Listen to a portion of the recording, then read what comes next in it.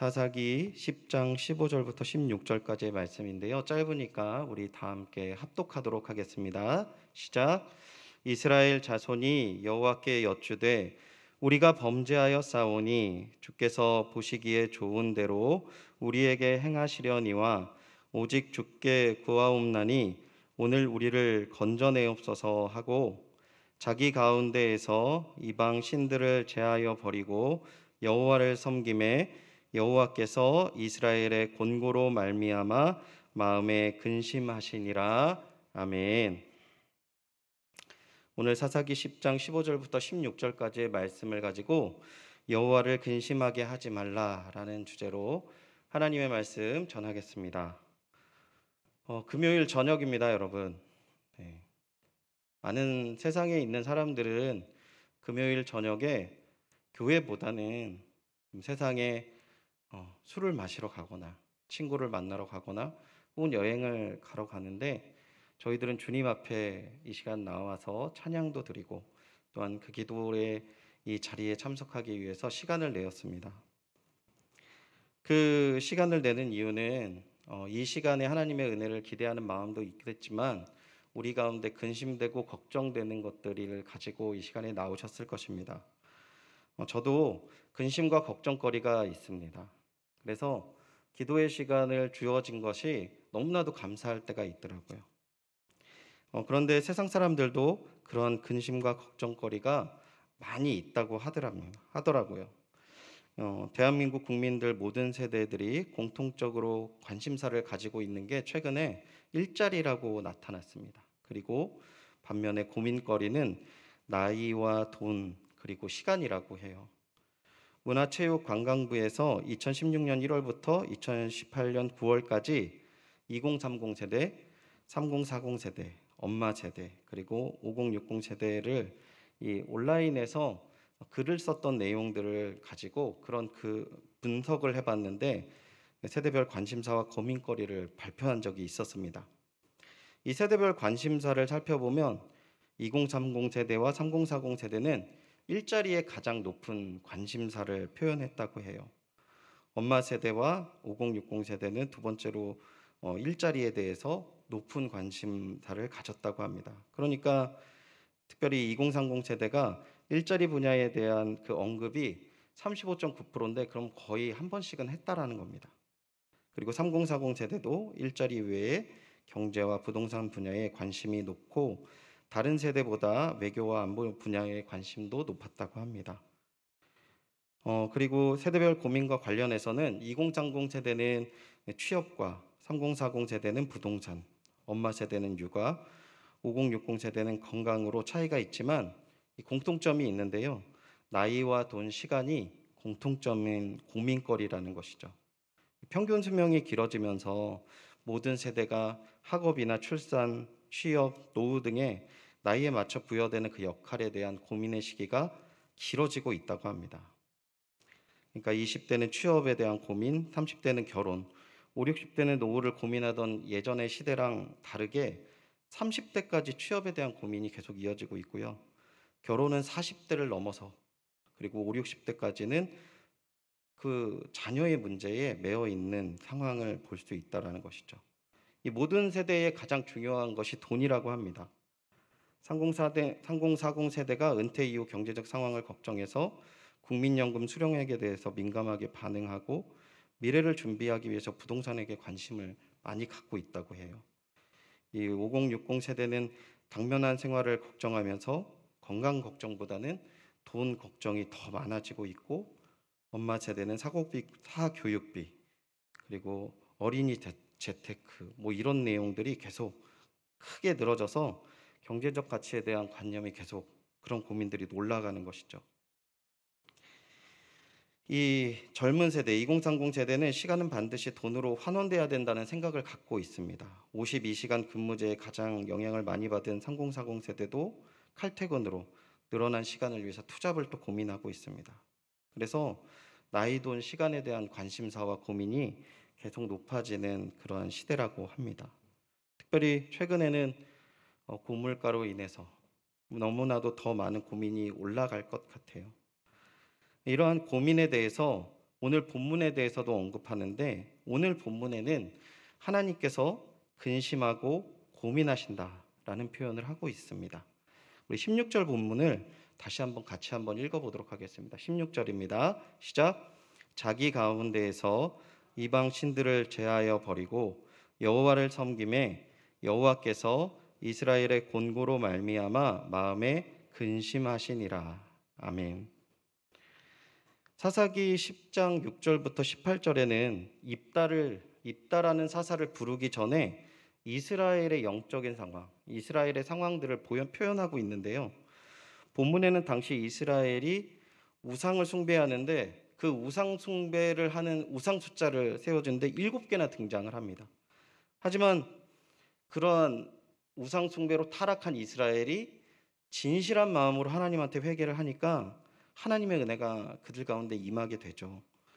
본문에서는 하나님께서 근심하셨다라고 하는 표현이 있는데 이 표현은 하나님께서 심판에 대한 뜻을 돌이키고 자비를 베풀고자 하였다라는 사실을 비유적으로 묘사한 표현입니다. 영어 성경은 이 하나님이 근심하셨다라는 표현을 이렇게 표현을 해요. 그는 이스라엘의 고통당하는 것을 더 이상 견디지 못하셨다. 그리고 그는 이스라엘의 불행을 더 이상 견디지 못하셨다. 이런 표현으로 한다고 해요. 그러니까 하나님의 근심과 고민이 무엇입니까? 이스라엘이 타락함으로 말미암아 어려움에 처해져 있는 그 상황에 대해서 하나님께서 못 견뎌 하시고 근심하신다라는 것이죠. 이스라엘이 하나님의 자녀로 온전한 믿음의 사람으로 살아가야 되는데 자꾸 하나님을 벗어나고 하나님을 따르지 못하고 그 따르지 못함으로 인해서 어려움을 당하게 되는 그 모습, 하나님께서 멀어짐으로 말미암아서 어려워지는 모습, 그 모습을 보면서 하나님께서 고통스러워 하신다라고 본문 이야기하고 있는 거죠. 여러분, 오늘 하나님께서 우리 조국과 조국교회의 모습을 보시면서 근심하실까요? 마음이 편하실까요? 오늘 그러한 결론을 내리는 자리는 아니니까 결론을 내리기 전에 오늘 말씀 속에서 입다의 모습을 통해서 여호와의 마음을 근심하지 않게 하기 위해서 무엇을 해야 되는지 오늘 말씀에서 나누고 기도하는 시간을 갖기를 바랍니다. 먼저 첫 번째, 하나님을 근심하게 하지 않기 위해서는 하나님의 백성은 기도로 시작해서 기도로 마쳐야 합니다. 우리 사사기 10장 17절부터 18절 같이 한번 읽어보도록 하겠습니다. 17절부터 18절 같이 읽겠습니다. 시작. 그때에 암몬 자손이 모여서 길르앗의 진을 쳤으므로 이스라엘 자손도 모여서 미스바에 진을 치고 길르앗 백성과 방백들이 서로 이르되 누가 먼저 나아가서 암몬 자손과 싸움을 시작하랴. 그가 길르앗 모든 주민의 머리가 되리라 하니라. 아멘. 17절에 말하는 그때는 언제일까요? 네, 하나님을 끝까지 쫓겠다. 이제 우상을 버리고 오직 하나님만 의지하겠다라고 했던 그 기도의 때, 그리고 하나님께서 그 이스라엘 모습을 보면서 근심하던 그때를 말하고 있습니다.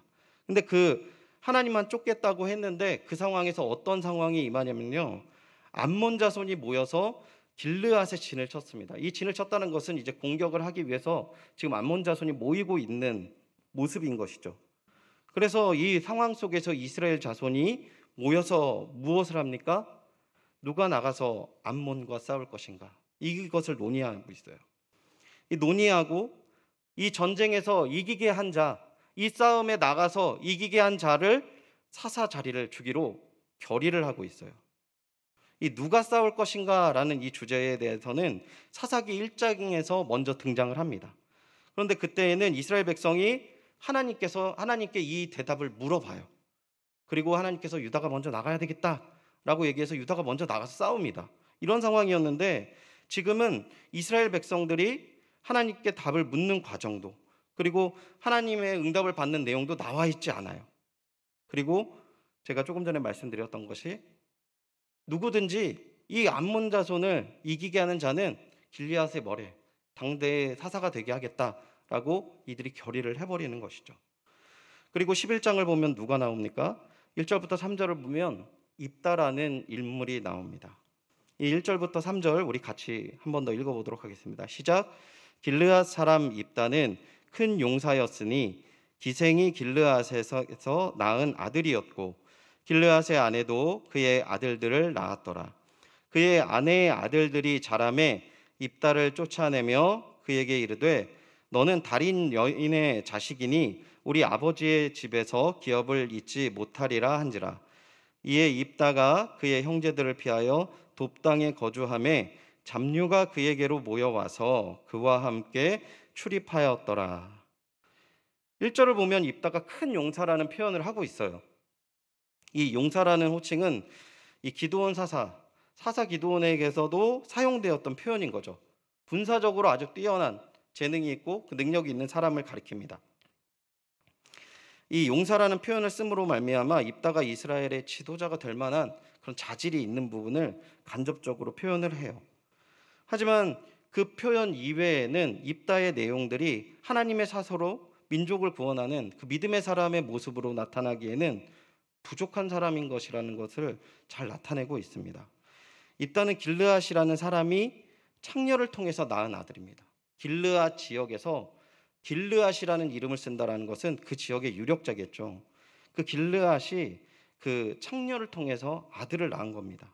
길르앗의 아들이라라고 표현한 것을 보면 아버지 길르앗은 이 입다를 아들로 창녀에게 태어났지만 아들로 인정했다라는 것을 표현하고 있고요. 근데 그 길르앗이 죽은 이후에 입다의 형제들과 길르앗의 부인은 그를 길르앗의 아들로 인정하지 않고 유산을 받지 못하도록 쫓아내 버린 것이죠. 형제들을 피해 결국 집에서 쫓겨난 입다가 돕당으로 도망가게 되는데 3절에 보면 잡류가 그에게로 모여와서 그와 함께 출입하였더라라고 표현하고 있어요. 본문의 잡류라는 것은 아비멜렉의 이야기에서 나오는 용병들을 가리켰을 때도 쓰였던 말입니다. 원문을 직역하면 헛된 사람들 혹은 별 볼 일 없는 사람들을 의미하거든요. 즉 불량배나 건달이라고 표현할 수 있습니다. 이 가진 것이 없는 자. 그래서 이들이 모였을 때 뭘 해야 됩니까? 무언가를 갖기 위해서 약탈을 해야 되는 거죠. 그래서 약탈하는 자로 볼 수 있습니다. 즉 이 잡류의 우두머리가 입다라였다라고 성경 이야기하죠. 그러니까 본문은 입다가 싸움에 능한 자 그리고 그 능력으로 잡배들을 모으고 자신의 세력을 모여서 약탈하는 자로 표현하고 있습니다. 암몬 족속이 침입해 오고 누가 나가서 암몬과 싸울 것이라 라고 논의를 해서 사사를 세우려고 했던 이 길르앗의 장로들이 누구를 찾아옵니까? 입다를 찾아와요. 입다의 능력이 탁월하다고 생각했고 그가 암몬 족속을 이길 만하다고 생각했던 것이죠. 주님 앞에서 회개했던 하나님의 백성들이 또 다른 위협 앞에서 어떻게 합니까? 기도의 자리를 버리게 돼요. 더 나아가서 하나님께 나아가는 것이 아니라 자신들끼리 모여서 자신의 지식 안에서 사사를 세우게 되는 것이죠. 만약에 이 이스라엘의 사람들이 이 길르앗 사람들이 끝까지 기도했다면 어떤 결과를 낳았을까요? 이 예수님께서 십자가 직전에 마지막까지 시간을 보내셨던 곳이 어디입니까? 겟세마네 동산이었습니다. 땀방울이 핏방울이 되도록 고민하시고 하나님께 엎드려 기도하며 주님의 뜻에 온전히 순종하기 위해서 엎드렸던 그 겟세마네 동산. 예수님처럼 이들이 정말 다 모여서 하나님 저희를 좀 구해 주십시오 라고 기도했다면 어떻게 되었을까요? 한 가지 분명한 것은 그랬다면 하나님께서 근심하지 않았다는 것입니다. 오늘 이 자리가 하나님의 근심을 지우는 귀한 은혜의 자리, 믿음의 고백의 자리, 하나님의 뜻을 이루는 자리가 되기를 주님의 이름으로 축원드립니다. 우리 두 번째 하나님의 근심을 지우기 위해서는 온전한 기도를 드려야 되는데 온전한 기도는 자신을 드리는 것입니다. 우리 11장 29절부터 33절까지 있는데요. 한 절씩 교독하시고 33절은 같이 읽도록 하겠습니다. 이에 여호와의 영이 입다에게 임하니 입다가 길르앗과 므낫세를 지나서 길르앗의 미스베에 이르고 길르앗의 미스베에서부터 암몬 자손으로 나아갈 때에 그가 여호와께 서원하여 이르되 주께서 과연 암몬 자손을 내 손에 넘겨주시며 내가 암몬 자손에게서 평안히 돌아올 때 누구든지 내 집 문에서 나와서 나를 영접하는 그는 여호와께 돌릴 것이니 내가 그를 번제물로 드리겠나이다 하니라. 이에 입다가 암몬 자손에게 이르러 그들과 싸우더라. 여호와께서 그들의 손에 넘겨주심에 33절 같이 읽겠습니다. 아로엘에서부터 민닛에 이르기까지 20성읍을 치고 또 아벨그라임까지 매우 크게 무찌르니 이에 암몬 자손이 이스라엘 자손 앞에 항복하였더라. 아멘. 본문에서 입다는 인생 역전의 찬스를 맞이하게 돼요. 이 입다의 모습을 성경은 보여주고 있죠. 잡류에서 이스라엘의 지도자가 될 수 있는 기회를 잡은 것입니다. 29절에는 그러한 상황 속에서 또 무엇이 임합니까? 여호와의 영이 임해요.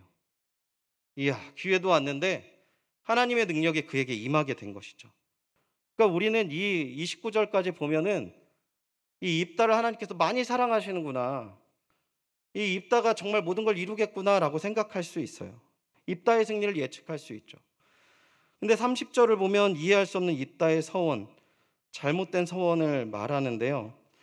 우리 31절 같이 한번 읽어보도록 하겠습니다. 31절입니다. 시작. 내가 암몬 자손에게서 평안히 돌아올 때에 누구든지 내 집 문에서 나와서 나를 영접하는 그는 여호와께 돌릴 것이니 내가 그를 번제물로 드리겠나이다 하니라. 아멘. 32절은 입다의 승리를 이야기하고 33절을 보겠습니다. 33절을 제가 읽어드릴게요. 아로엘에서부터 민닛에 이르기까지 20성읍을 치고 또 아벨그라임까지 매우 크게 무찌르니 이에 암몬 자손이 이스라엘 자손 앞에서 항복하였더라. 세 개의 지명이 나누는데 여러분, 이 세 개의 지명을 다른 성경에서 보신 적이 있습니까? 낯선 지명이에요. 이 세 곳은 이스라엘 지명이 아니에요. 암몬의 지명이죠. 그러니까 즉 입다의 승리가요, 이제 그 땅에서 암몬 자손을 이렇게 밀어낸 게 아니라 암몬 땅을 다 얻게 된 거예요. 그러니까 암몬이 마지막에 뭘 했다고 그럽니까? 항복했다고 나오죠. 그러니까 엄청난 승리였습니다. 승리의 요건이 하나도 없는데 하나님께서 승리하게 하신 거죠. 이 엄청난 승리, 이 큰 기쁨을 누릴 커다란 승리를 입다가 지금 얻게 됐고 이스라엘이 얻게 된 거예요. 그리고 이제 입다가 이스라엘의 통치자가 된 거죠. 제가 서두에 조금 전에 말씀드린 것처럼 잡류에서 이스라엘의 사사, 이제 이스라엘의 통치자가 되는 인생 역전을 이루게 되었습니다. 얼마나 기쁨이 크겠어요. 34절 보면 그 기쁜 날에 입다를 그 무남동녀 딸이 맞이하러 나옵니다. 너무나도 잘 알고 계시죠. 35절에는 그 딸을 본 입다의 반응이 나오는데요. 이렇게 표현해요. 너가 나를 괴롭게 한다. 너무 기쁜 날, 하나님의 은혜가 임해서 승리를 이룬 날, 그런데 괴롭게 한다라고 표현합니다. 이 한글 성경은 이렇게 양반처럼 괴롭게 한다라는 표현이 있지만 이 표현이요, 창자를 손으로 꺼내서 비트는 그런 고통을 표현을 한대요. 그러니까 이 괴롭다라는 표현은 말로 표현할 수 없는 겁니다. 사람이 감당할 수 없는 표현을 이야기하는 거예요. 왜 이렇게 고통스러운 결과를 맞이했습니까? 잘못 선언을 하였기에 즐거움을 누려야 하고 기쁨을 누려야 할 때 즐거움을 누리지 못하고 고통에 임하게 되는 모습을 성경에 이야기하고 있다라는 것이죠. 여러분이 생각하시는 입다의 서원의 문제가 너무나도 많을 거예요. 입다의 서원은 하나님의 은혜를 의지한 게 아니라 그런 것들이 다 부재한 흥정에 가까운 서원을 했죠. 내가 승리를 주시면 누군가를 드리겠다, 이런 서원을 한 겁니다.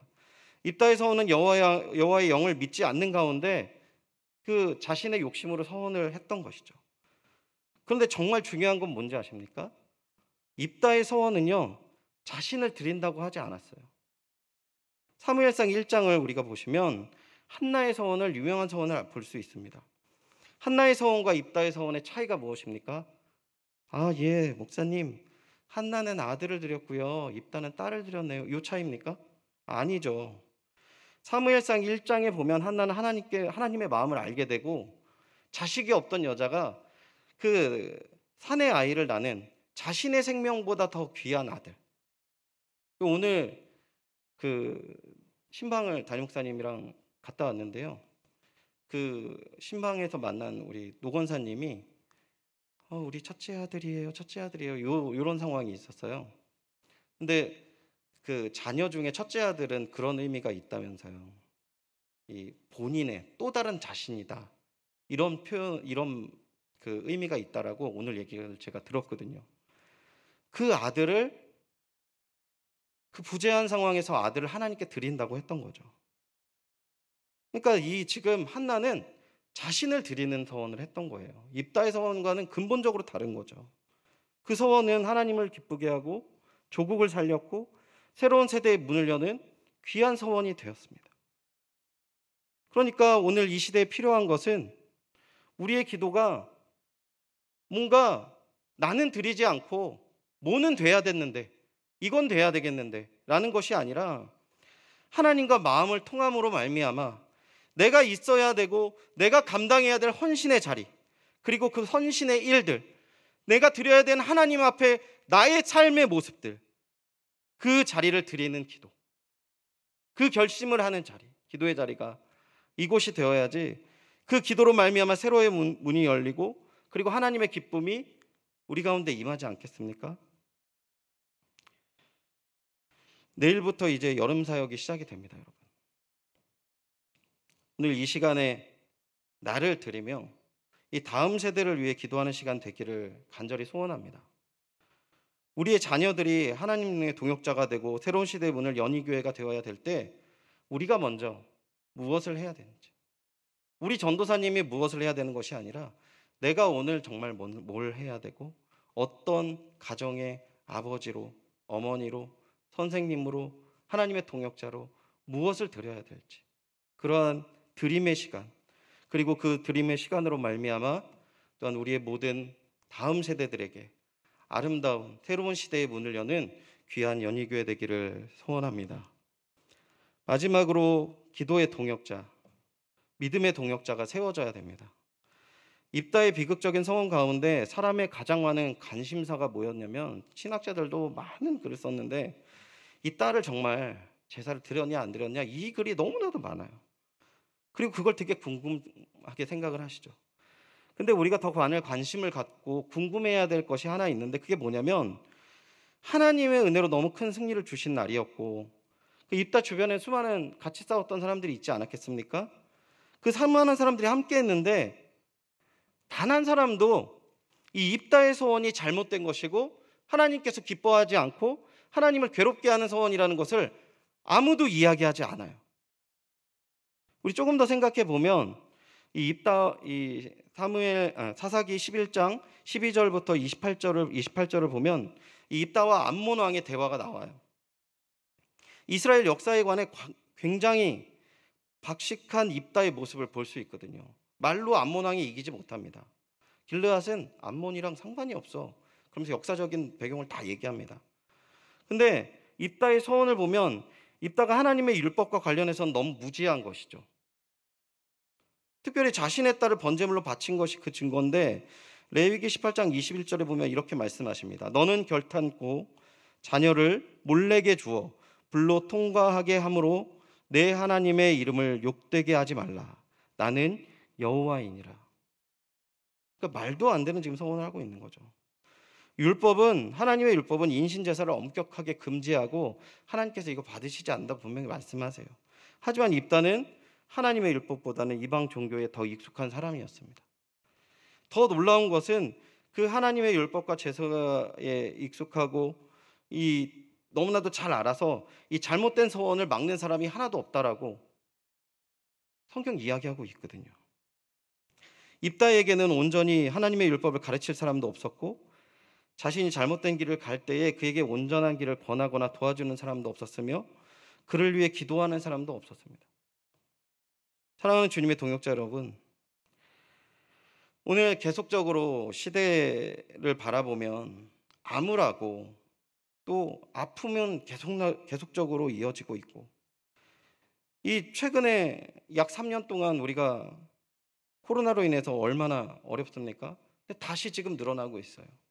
또 경제적으로도 너무나도 어려운 시대를 맞이하고 있습니다. 그리고 가장 심각한 영적 빈곤의 시대를 맞이하고 있죠. 그리고 그렇게 생각해 보면 우리가 오늘 신앙생활, 이 영적인 생활이 사치스러운 시대가 아닌가 생각이 들 수도 있을 것 같습니다. 하지만 하나님께서 우리에게 가족을 주시고 믿음의 가족을 주시고 믿음의 공동체를 주셨어요. 우리 공동체는 함께 진리를 배우고 함께 서로를 위해 기도하고 함께 믿음의 길을 가기 위해 하나님께서 우리에게 허락하신 은혜인 것이죠. 여러분 한번 생각해 보십시오. 지금까지 믿음의 길을 이렇게 쭉 걸어오시면서 연희교회 성도님으로 내가 천국 백성으로 이게 세워지고 나아갈 때 여러분 혼자 오셨습니까? 저는 너무나도 많은 수많은 사람이 저를 도와주셨어요. 여러분도 마찬가지 아닙니까? 우리 오늘 함께 기도의 동역자들이 세워지는 이 자리가 되기를 주님의 이름으로 축원드립니다. 우리가 믿음의 길을 혼자 가는 것이 아니라 누군가를 위해서 기도하고 그 기도로 말미암아 새로운 생명이 더욱더 주님의 길을 쫓고 하나님께 영광 돌리는 이 선순환, 이 기도의 자리가 그러한 기도의 자리가 되어야 되겠습니다. 말씀을 맺겠습니다. 이 시대를 바라보시는 하나님의 마음을 위해서 우리가 어떤 모습으로 신앙생활을 해야 하는가 나누어 봤는데요. 끝까지 믿음으로 기도하고 기도로 승리해야 합니다. 또한 나의 뜻이 아닌 하나님의 뜻이 이루어져야 되는 것이죠. 그것은 말이나 판단이 앞서는 것이 아니라 오직 나를 하나님께 드리는 헌신이 필요한 것입니다. 마지막으로 우리는 기도의 동역자, 믿음의 동역자가 세워져야 합니다. 다니엘에게도 세 친구가 있었고 다윗에도 믿음의 동역자였던 요나단과 수많은 용사들과 함께 믿음 생활을 하며 그 주님의 일을 감당하였습니다. 특별히 오늘 말씀을 기억하시면서 여름 사역을 위해 기도해 주시길 바라요. 내일부터 시작되는 이 여름 사역이 끝까지 기도함으로 말미암아 승리하는 그 여름 사역, 다음 세대가 세워지는 여름 사역, 그리고 나를 드리며 헌신하는 세대가 새로 세워지는 여름 사역, 그리고 성경학교와 수련회를 통해 수많은 믿음의 동역자들이 세워지는 여름 사역이 되도록 우리 이 시간에 함께 기도하시기를 바랍니다. 그런 여름 사역이 되어서 이 시대에 하나님께서 우리 연희교회를 바라보실 때 하나님의 마음이 고민되는 마음이 아니라 편한 마음, 하나님의 마음을 시원케 하시는 그 귀한 여름 사역, 연희교회의 기도의 자리가 되기를 다시 한번 주님의 이름으로 축원드립니다. 이 시간 함께